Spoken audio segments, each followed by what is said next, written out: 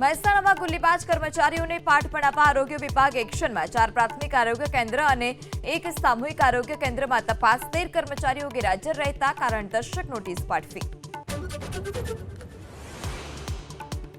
નર્મદા જિલ્લા ભાજપ પ્રમુખ નીલ રાવની બુટલેગરો સાથે સાંઠગાંઠ હોવાનો ધારાસભ્ય અને સાંસદનો સનસનીખેજ આરોપ। બોલ્યા, રાજકીય પીઠબળનો જિલ્લા ભાજપ પ્રમુખ કરે છે દુરુપયોગ।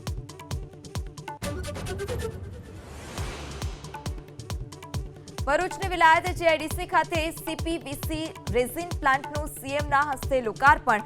એડવાન્સ કેમિકલ્સના ઉત્પાદનમાં પ્લાન્ટનો રહેશે મોટો ફાળો।